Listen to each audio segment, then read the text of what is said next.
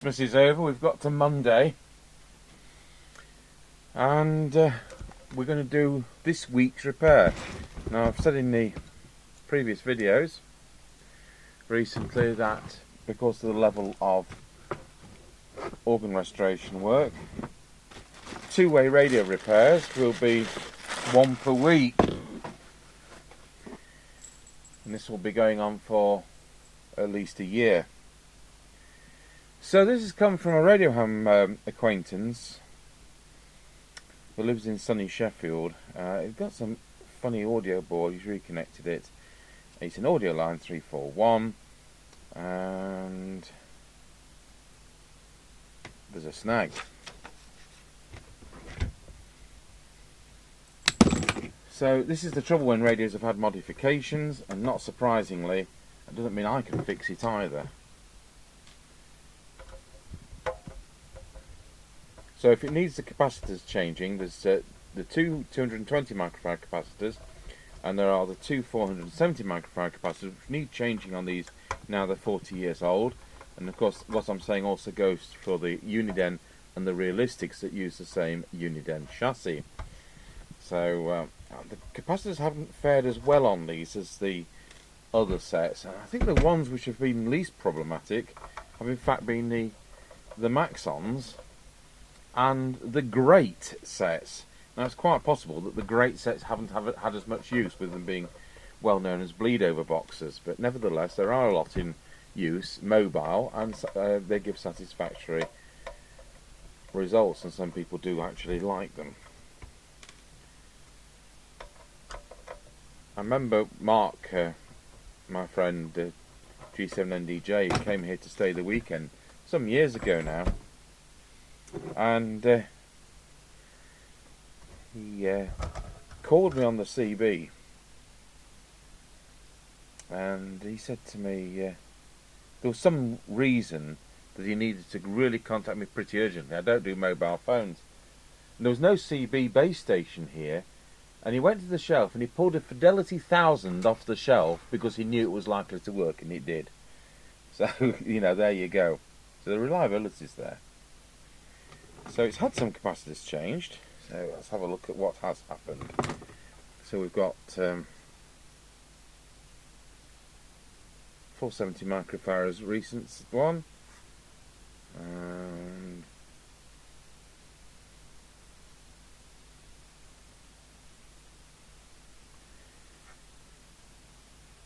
what else have we got? That's the two. Yeah, I think they're both. There's the 220, the 220, the 470, the 470. So fine, they've been changed. And he says resist 93 burns out when PA is selected. So 93, I'm looking around 100, 80, 82. I'll look at it on the service manual.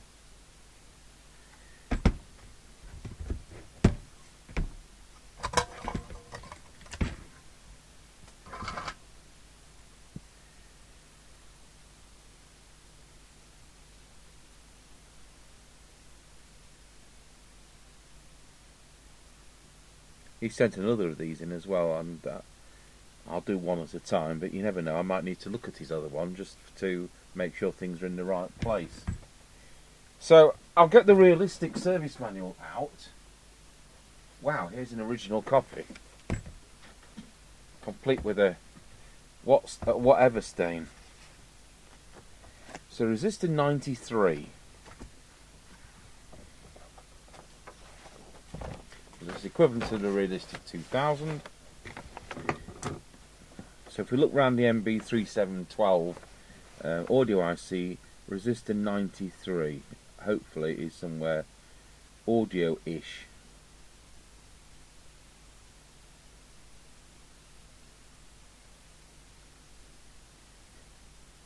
But it isn't. So where's the PA switch? That's the PA jack.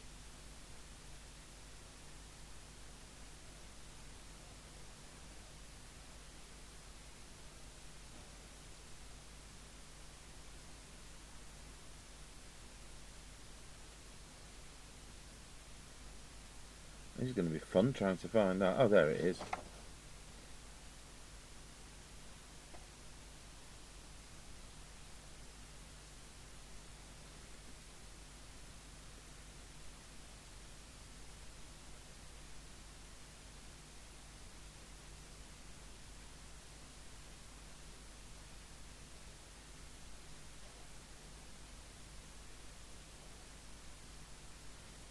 I could just switch it on and see what smokes, couldn't I? There's 90, 91, 92, 93. Yeah, there we go. So it's the voltage regulator. So what's happening, it seems that it's shorting out the, what's that, the 8-volt rail? Quite possibly. Let's see what's supposed to be on transistor 19 voltage wise.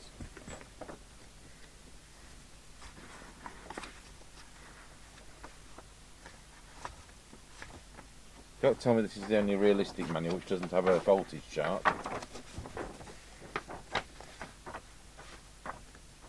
Yeah, it wouldn't be like that. So what was it? Transistor 19. 16, 17, 18, 19. Yeah, so 8.8. So if that gets shorted out, that's going to smoke.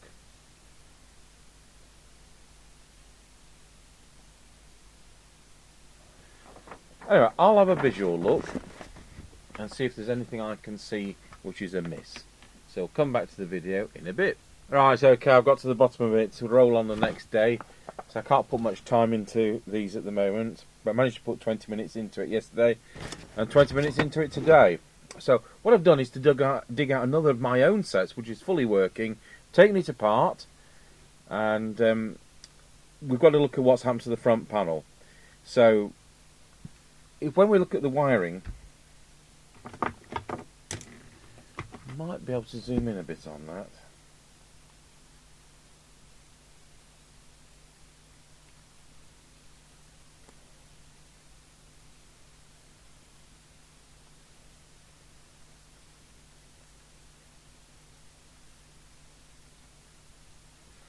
There we go. Now, I wish I'd have known what I'm going to tell you. That's why I've had to open this up. So if this happens to me again, I'll be able to watch my video. So, the first wire is white. And then the second one is grey. And then the third one is violet. And the fourth one is blue. The fifth one is yellow, the sixth one is orange, the seventh one is blue. Actually, this follows the resistor colour code, doesn't it? Well, look, we've got black, brown, red, orange, yellow, blue, violet, grey and white. So that's 0, 1, 2, 3, 4, 5. Then we don't have a 6, 7, 8 and 9. So it follows the resistor colour code but missing out green. Well, that is clever, isn't it? So in the customer set, that's what we've followed. Now it has to be jumper wire because on the customer set, all this messing about has wrecked the print. So there's a jumper wire for the missing track. So 0, 1, 2, 3, 4, 5, no 6, no blue. So that is 6, so we've got no 5 because there's no green. 7, 8, 9. So that's it. I've now replaced the 15 ohm resistor there, which is resistor 95, which is 93, which the customer says was smoking and was indeed when you went into PA. What I observed yesterday was that white and grey wires were the wrong way round. And what we'd actually got was the blue soldered to the yellow. So it must have been putting the power supply to deck when it went into PA mode. Anyway, the proof of the pudding's in the eating. I'll just put that back together. Testing 1 2, testing 1 2, testing 1 2 3 4 5 5 4 3 2 1. This is PA mode working. So that's fantastic. Now I'll go into normal. I do a tune up. And let's see what we've got. Let's put those knobs into a sensible position.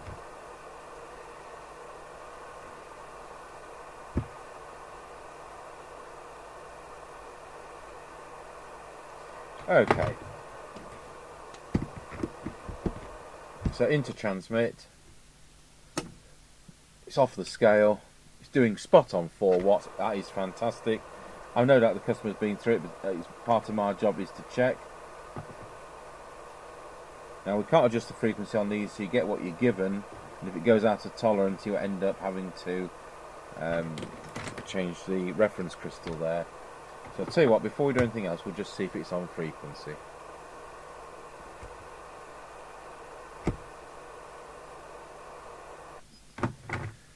So we'll look at 2779.125, 2779.095. It's in spec. I'd like it a bit higher. I'd like it a bit nearer 125, but that's how it is. But it's not so far that it's out of spec. So we'll go back to the normal meter.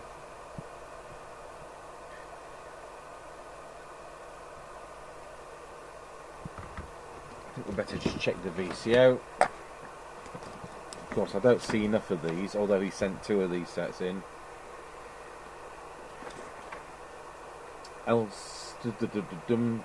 Test point 1, 3.5 volts. The meter's in the other workshop.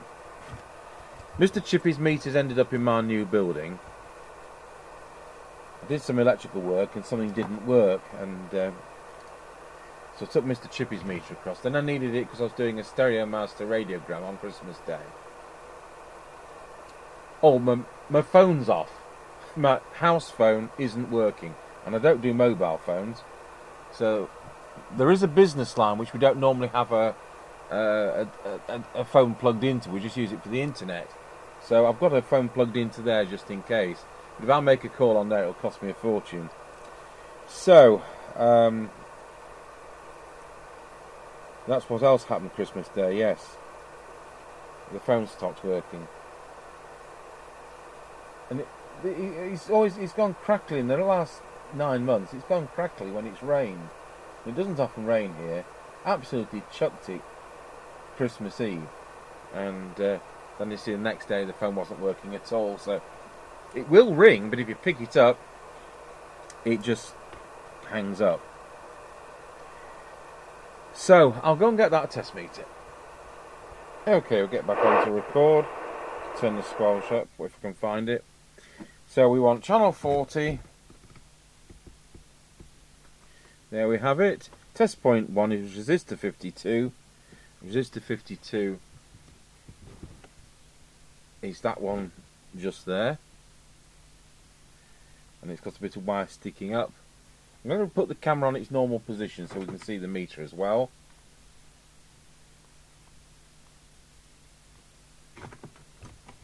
Probably.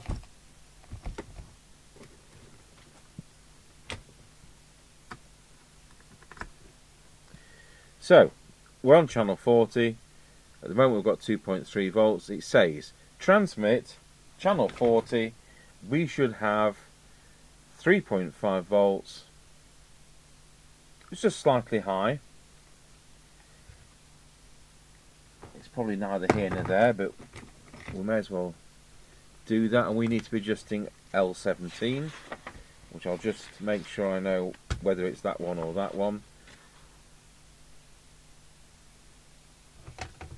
Yes, the first one is 17, that's 18. So we'll just have to melt that. So we're in transmit, we want 3.5 volts.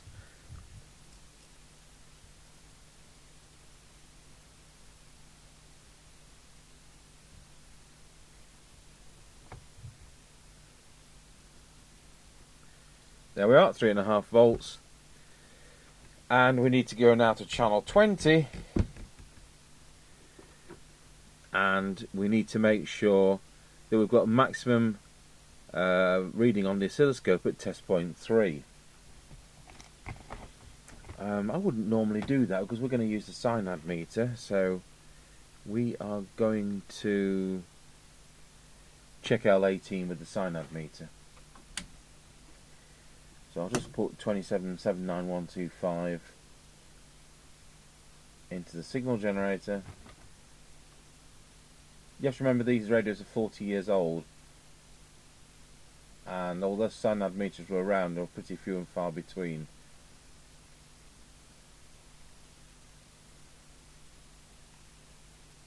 We didn't have one till 87.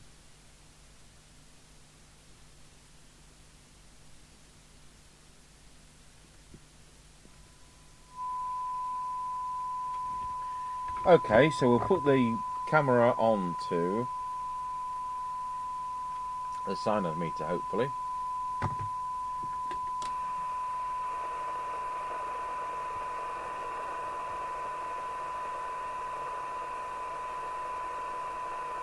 And there we are. So I'm happy that's peaked. So let's go back to transmit. I just wanted to check that. Close that up. There was probably no need to check that, but I thought we would. So we'll go down the transmit line, and the service manual says, funnily enough, they have you do the receiver first. That's bizarre. That ain't my training. So what have they got? 16, 15, just check where these are. Yes. Hello. Midland 38 finding its way out off the shelf. 15, 16, 14, 13, 12, 10.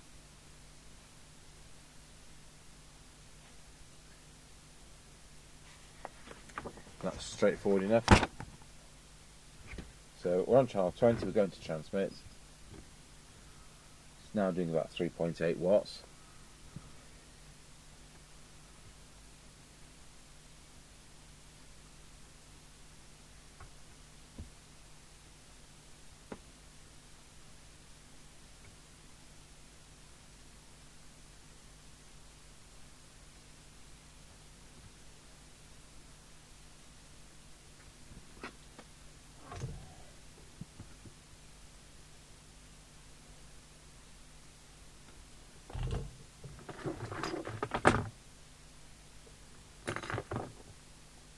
Picks up the wrong trimmer.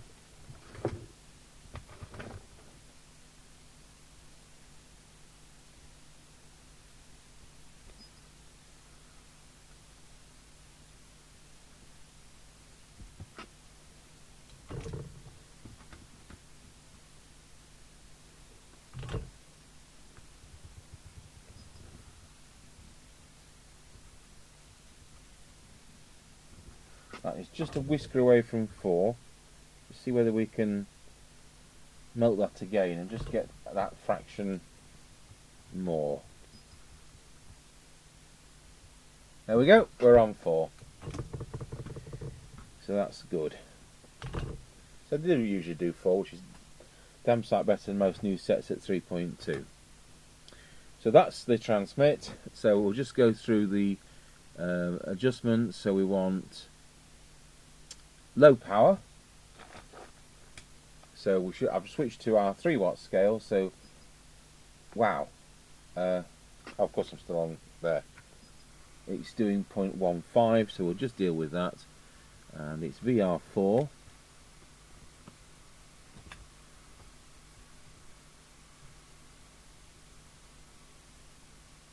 There we are, 0.4 watts.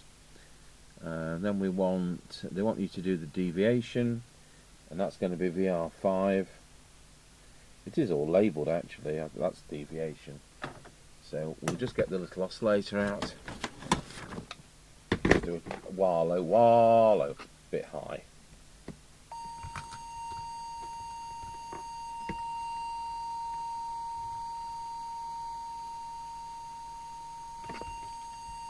One, two, wallow. That's it. So that's 2.2 to 2.5. I'll just put this meter away which is now in the way. And I expect we need to do the signal meter for transmit. So it should be in the centre of the red zone on full power. Not quite there, so we'll do that. So it is VR3, which is the one at the back.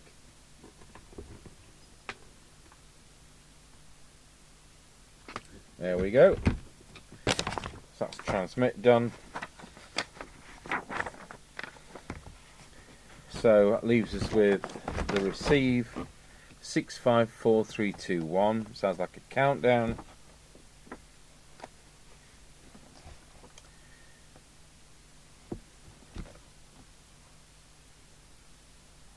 Six,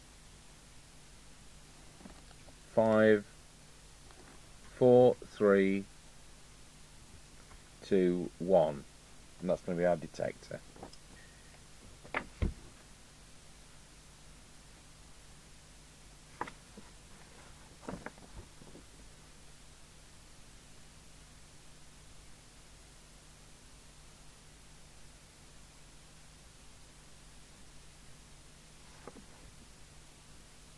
L19, yeah. So L19, there we are, 19. So we're going to whip down those. I'm going to do it in the other order because I think they've got the order back to front in the manual. But there you are, that's them. You normally start at the front end, especially if I can find all the knobs. There we go. So we'll go over to that. We're still on that synod meter. I think I've shown you the wrong meter, haven't I? We'll start with a S9 signal, which is 100 microvolts. We'll put the oscilloscope on, turn the bench light off, put the camera onto the oscilloscope, and there it's come. Just drop the trace and adjust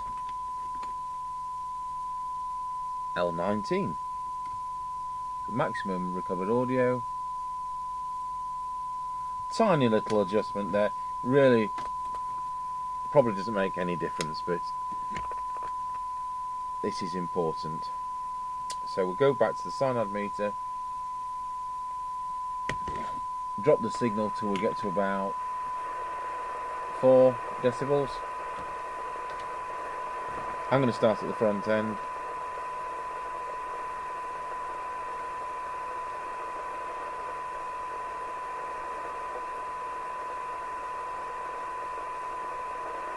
Pretty good.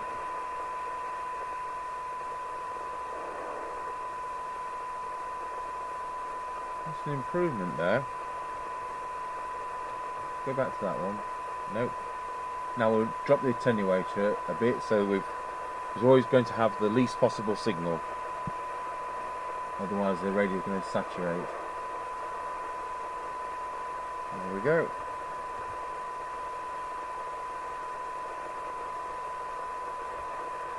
Change tools.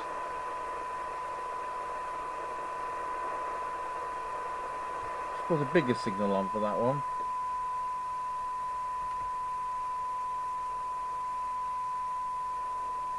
I'm looking for best quality. I'm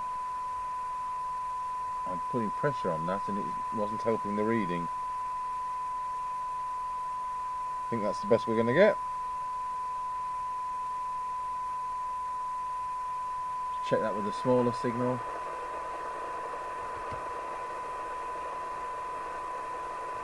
Go back to a bigger signal.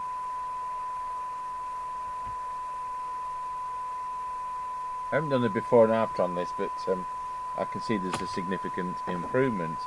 So there we are, we've gone through the front end. Let's see what the sensitivity is doing for 12 dB. And the answer is actually 1 microvolt.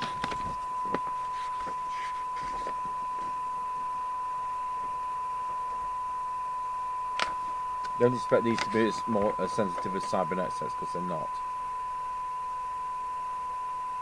Yeah, 1 microvolt for 10 dB. Let's get 10. There we have it. I've got 0.8 for 10 dB. The limit spec is 1. They'd like it to be 0.5. This sample's doing 0.8, so that's absolutely fine. So, what else shall we do? We'll set the meter. So VR2, we're going to put S9 signal 100 microvolts on, adjust variable resistor 2.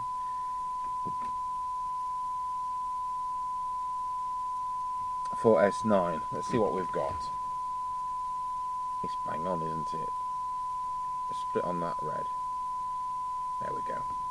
Check my RF gains up, just in case.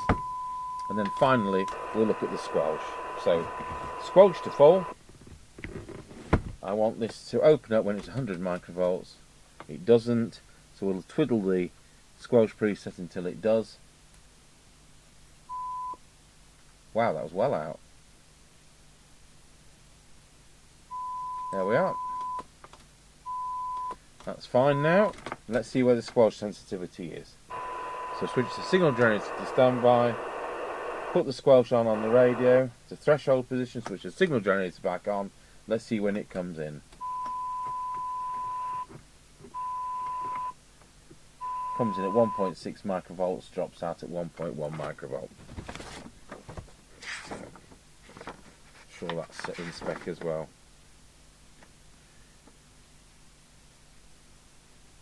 Yeah, it is. 2000 is the worst case. Right, so we're done.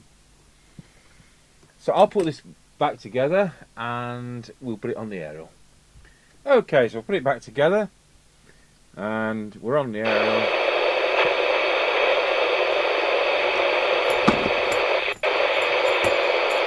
One niner, Roger.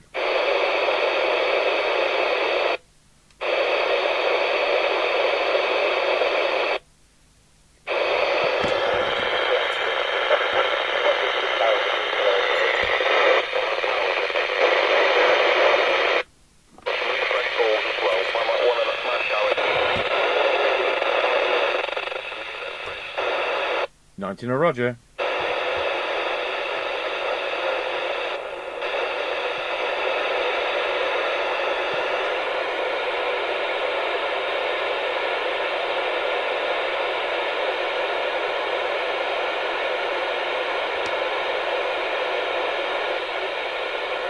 Well, there's life out there anyway. Watch out, lady breakers, Bobby's on a pull. Does that mean he's going to pull the hair? That's not very nice. Right, okay, so here we go. Done. We'll do a scratchy corner test with Mr. Chippy when he gets back in January. So that's probably it for this week on CB repairs. But at least it's done, and I'm sure that my radio amateur acquaintance in Sheffield will be pleased to get that back. Thank you for watching.